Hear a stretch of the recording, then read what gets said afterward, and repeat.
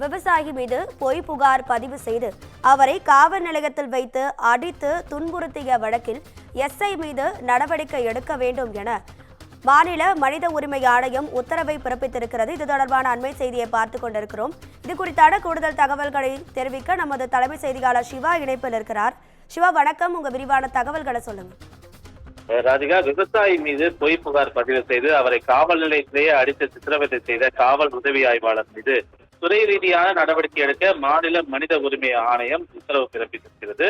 திருநெல்வேலி மாவட்டம் மடத்துப்பட்டி கிராமத்தைச் சேர்ந்த விவசாயி காஸ்பர் வில்லியம்ஸ் என்பவர் தனது தோட்டத்தில் மாட்டு தீவன பயிர் வரக்கூடிய நிலையில காற்றாலை அமைப்பதற்காக காஸ்பருடைய தோட்டத்தில் போடப்பட்டிருந்த அந்த பயிர்களை சிலர் அழித்ததாக சொல்லப்படுகிறது. இது தொடர்பாக கடந்த 2018ஆம் ஆண்டு சிவலப்பேரி காவல் நிலையத்தில் அவர் புகார் அளித்தும் நடவடிக்கை எடுக்கப்படவில்லை என்றும், பின்னர் கங்கை கொண்டான் காவல் நிலையத்திலும் புகார் அளித்திருக்கிறார். அதிலும் நடவடிக்கை எடுக்கவில்லை.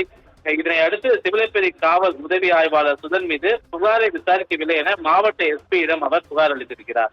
இதை அறிந்த உதவி ஆய்வாளர் சுதன் விவசாயி காஸ்பர் மீது பொய் வழக்கு பதிவு செய்து காவல் நிலையத்தில் வைத்து கடுமையாக தாக்கியிருக்கிறார்.